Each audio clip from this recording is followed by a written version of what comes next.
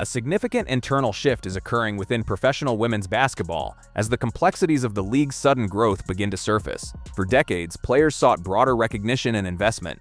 However, now that global attention and record-breaking revenue have arrived, a deep-seated friction has emerged between established veterans and the league's newest star. The current environment has been described as a state of internal conflict, where the influx of capital is overshadowed by a perceived mutiny against the individual responsible for bringing it. While public displays of aggression on the court and in press conferences have drawn attention, the situation within locker rooms and board meetings appears more complex. Observers have noted a coordinated wall of hostility directed at the league's most celebrated rookie. This behavior has transcended standard professional competition, suggesting a calculated effort by a cohort of veterans to maintain their status, even if it comes at the expense of the league's financial stability. The origins of this resentment were evident even before the professional draft. Established players use national media platforms to issue warnings, suggesting that a difficult reality would soon confront the collegiate sensation. While initially dismissed as routine competitive talk, these statements are now viewed as the beginning of a psychological campaign. There was a palpable concern among the league's established hierarchy that their legacies were being eclipsed by a 22-year-old athlete before she had played a single professional minute. The historical context is central to this conflict. For nearly 30 years, players operated under difficult conditions characterized by low ratings and minimal merchandise sales. Athletes frequently traveled on commercial flights and played in overseas leagues during the off-season to secure a living wage. Despite years of lobbying for better marketing and infrastructure, players were consistently told the necessary funds did not exist. This changed abruptly when a single player broke viewership records and generated unprecedented wealth for the association. When she secured a multi-million-dollar endorsement deal prior to her debut, the existing tension reached a breaking point. The league responded to this growth with the immediate implementation of private charter flights, a standard the veterans had demanded for over a decade. However, the development was met with bitterness rather than gratitude. Reports from within the league suggested that veterans felt the sudden prioritization of their safety and comfort was tied exclusively to the arrival of a specific player. This combination of financial envy and perceived disrespect turned the league into a volatile environment. Once the season began, this psychological pressure transitioned into physical aggression. The rookie was subjected to a series of unprovoked physical incidents, including a widely publicized blindside hit while the ball was out of play. Critics pointed to a lack of intervention from officials, suggesting a tacit agreement to allow the hazing of the newcomer to continue without significant penalty. This sentiment was reinforced by veteran players celebrating these incidents from the bench and refusing to acknowledge the rookie by name during post-game interviews. The conflict extended to the international stage when the roster for the Olympic Games was announced. Despite her status as one of the most recognized athletes in the world, the rookie was excluded. While the official explanation cited a lack of professional experience, internal reports suggested a different motive. Sources indicated that a core group of veteran national team players threatened to disrupt team morale if the rookie was included, effectively prioritizing their own standing over the global promotion of the sport.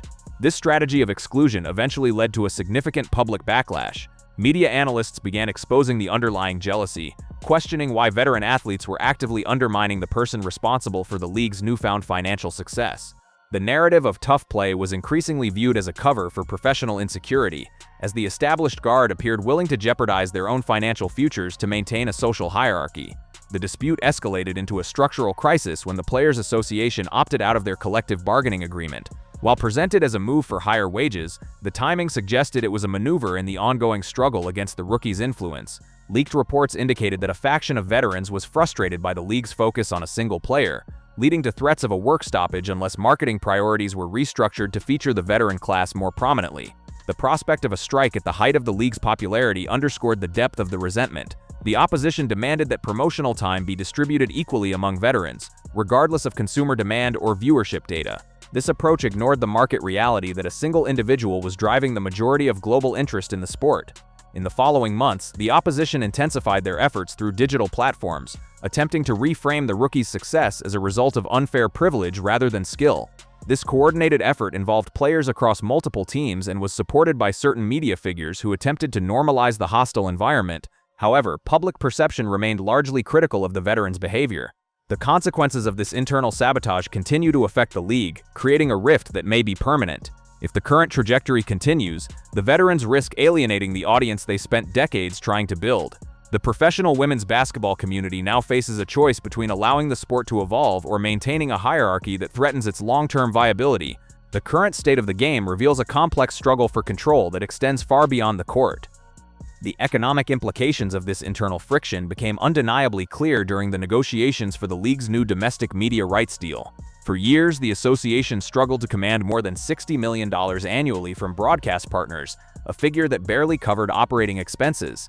However, the surge in viewership directly tied to the rookie's debut transformed the league's leverage. Projections for the new agreement escalated toward $200 million per year, a 300% increase that was almost entirely predicated on the rookie's ability to draw a consistent audience. Networks like Disney, Amazon, and NBC were not bidding on the league's historical prestige. They were bidding on the specific dates when the rookie was scheduled to play. Despite this, the veteran leadership continued to publicly downplay her impact, suggesting that the growth was a collective achievement decades in the making, rather than a sudden spike caused by a single individual. This refusal to acknowledge the source of their new wealth created a paradox where the players were preparing to demand higher salaries based on revenue they claimed was not tied to the person they were actively marginalizing. The logistical shift forced by this new popularity also became a point of contention. As ticket demand surged, the league was forced to move several games from small 4,000-seat secondary gyms into major NBA-sized arenas. While this resulted in record-breaking gate receipts and thousands of new fans, veteran players complained about the disruption to their routines and the lack of familiarity with larger venues. Some players went as far as to suggest that the move was an unnecessary stressor, ignoring the reality that the increased ticket sales were the only path toward the higher salaries they were demanding in their contract negotiations. This disconnect highlighted a fundamental rift. A segment of the league preferred the comfort of obscurity over the pressures of professional growth. The old guard appeared more comfortable in the system they knew, one of struggle and low expectations, than in a system that required them to share the stage with a new, more marketable era of talent. Data from the league's official merchandise partners further illustrated the disparity. Within the first month of the season, the rookies' jersey sales reportedly surpassed the combined sales of every other player in the league. In any other professional sports environment, this would be seen as a rising tide that lifts all boats, providing the league with the capital necessary to improve travel, healthcare, and retirement benefits. Instead, it became another source of bitterness. In locker rooms, there were reports of players mocking the new fans who only wore one specific jersey, labeling them as casuals who didn't understand the game's history. This elitist attitude served to alienate the very audience the league had spent 30 years trying to attract. By gatekeeping the sport and insulting new spectators, the veterans were effectively sabotaging their own marketability. They were choosing to be the queens of a small, shrinking kingdom rather than participants in a global phenomenon. The tension also manifested in the enforcement of the league's prioritization rule, a controversial policy that requires players to return from overseas leagues by a specific date or face suspension. For years, veterans argued that this rule was unfair because it limited their ability to earn a living wage in Europe and Asia. However, the rookie's massive endorsement portfolio, which included deals with global brands like Nike and Gatorade, made the prioritization rule irrelevant for her. She did not need to play in a dangerous foreign league to make ends meet. This financial independence was viewed with intense suspicion by veterans who had spent their entire careers being beholden to the league's restrictive rules. They saw her wealth not as a goal for future generations, but as an unearned privilege. This led to a series of passive-aggressive comments in the media regarding marketability and likability, coded language intended to suggest that her success was a product of identity politics rather than elite performance on the hardwood. As the season progressed, the culture war surrounding the league began to take a toll on the rookie's own teammates. There was a noticeable hesitation from within her own organization to fully defend her against the physical targeting she faced on the court. While teammates in most professional sports would immediately retaliate or speak out after a dangerous foul, the rookie was often left to pick herself up off the floor while her teammates remained silent. Internal reports suggested that the veteran presence on her own roster was conflicted. They were benefiting from the sellout crowds and the private planes, but they were also susceptible to the league-wide narrative that the rookie needed to be humbled. This lack of internal support created a sense of isolation for a 22-year-old who was carrying the financial weight of an entire industry on her shoulders.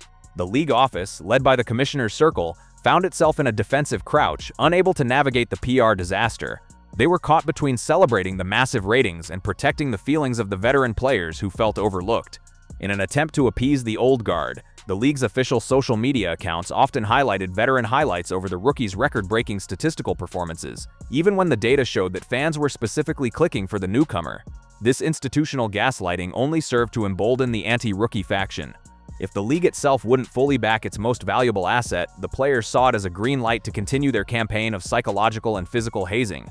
The commissioner's failure to establish a clear standard of conduct during this period is now viewed by analysts as a significant missed opportunity to professionalize the league's image. Beyond the court, the rhetoric in player-led podcasts and social media circles became increasingly focused on the idea of narrative control.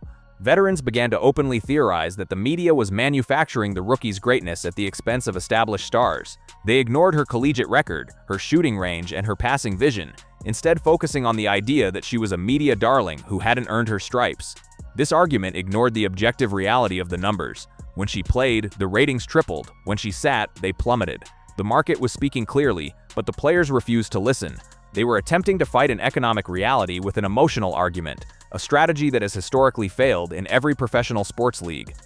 The Olympic snub was perhaps the most visible manifestation of this emotional decision-making. The committee responsible for selecting the national team included several individuals with deep ties to the veteran players. When they chose to leave the rookie off the roster, they cited her lack of international experience, a claim that rang hollow given that several other players on the team had less statistical impact or were currently dealing with significant injuries. The fallout was immediate.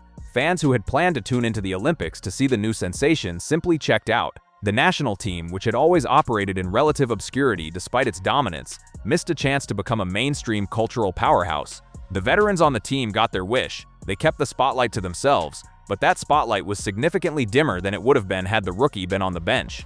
As the CBA opt-out approached, the rhetoric turned toward the redistribution of wealth. A powerful faction of veterans began advocating for a pay structure that would effectively cap the earnings of rookies while boosting the minimum salaries for bench players. While this sounds like a standard labor move, insiders pointed out that it was specifically designed to limit the financial gap between the new star and the old guard. They were attempting to use the collective bargaining process to legislate away the rookie's market advantage. By trying to force a shared prosperity model that ignored individual value, they were risking a lockout that could destroy the league's momentum. The irony was lost on them. They were using the rookie's revenue to fund a legal battle against the rookie's influence. The one-woman show complaint became a recurring theme in league meetings. Veterans argued that the league's promotional budget was being unfairly tilted toward a single team and a single player. However, marketing executives pointed out that the ROI on a rookie-focused ad was 10 times higher than any other campaign. In a professional business environment, the decision to follow the money is obvious. But in the WNBA, the decision was treated as a moral failing. The veterans demanded equity in promotion, which in practice meant spending money to market players that the public had already shown they were not interested in watching. This refusal to accept the reality of the star system, a system that has fueled the NBA and NFL for decades, revealed a fundamental misunderstanding of how professional sports actually work. The physical nature of the game also took a turn toward the borderline criminal, as some analysts described it. It wasn't just the occasional hard foul. It was a series of targeted hits to the head, neck, and ribs that seemed designed to cause injury rather than prevent a basket. When media members asked veteran players about the intensity of the hits, the responses were often dismissive, framed as welcome to the league moments. This culture of violence was celebrated by a specific subset of the media that viewed the rookie's struggles as a form of justice. They framed the assaults as a legitimate response to her popularity, creating a toxic feedback loop where the more she succeeded, the more she was physically punished. This environment created a ripple effect that began to influence the next generation of players. Top collegiate prospects, observing the treatment of the rookie, began to express concerns about entering a league that seemed to hate its own success. The Paige Bookers and Juju Watkins of the world, who are expected to follow in the rookie's footsteps, are now watching a blueprint of how a league can cannibalize its future. The fear is that the WNBA is building a reputation as a workplace where excellence is punished and jealousy is institutionalized. If the league cannot protect its stars, it will eventually lose them to other ventures, or simply watch as the audience migrates back to men's sports where the star system is embraced. The old guard also utilized their influence within the players' union to silence any dissenting voices. Younger players who wanted to support the rookie or capitalize on her popularity were reportedly discouraged from doing so, told that they needed to respect the hierarchy. This created a climate of fear where the only acceptable public stance was one of indifference or mild hostility toward the newcomer. This internal policing prevented the league from forming a unified front during its most critical growth period. Instead of a league moving together toward a multi-billion-dollar future, it looked like a collection of fractured cliques fighting over a shrinking pile of pride. Even the sponsorship landscape felt the impact of this internal mutiny. While the rookie was signing historic deals, veteran players were seen on social media making snide remarks about the brands she chose to represent. When she was featured on the cover of major magazines, rival players would post their own accomplishments, demanding to know why they weren't being given the same opportunities. They failed to realize that sponsorship is not a meritocracy based on years served. It is a business decision based on reach and influence. By complaining about her deals instead of working to build their own brands, the veterans only made themselves less attractive to potential sponsors, who are generally wary of associating with athletes perceived as bitter or unprofessional. As the threat of a strike looms, the stakes have never been higher. The league is at a crossroads where it must decide if it is a professional sports entertainment product or a private club for veteran athletes. The sabotage isn't just a series of events, it is a philosophy that prioritizes the ego of the individual over the health of the collective. The world is watching to see if the league will finally implement the necessary changes to protect its assets and embrace its growth, or if it will allow the old guard to drag the sport back into the shadows. The fans, for their part, have remained remarkably loyal to the rookie despite the surrounding toxicity. Her jersey remains the top seller, and her road games continue to be the most attended events in the league's history. This suggests that the veterans' attempt to control the narrative has largely failed with the general public. The mutiny is happening inside the house, but the people outside are still cheering for the person the players are trying to get rid of.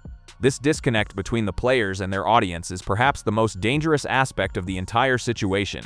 A league that hates its fans' favorite player is a league with a limited shelf life.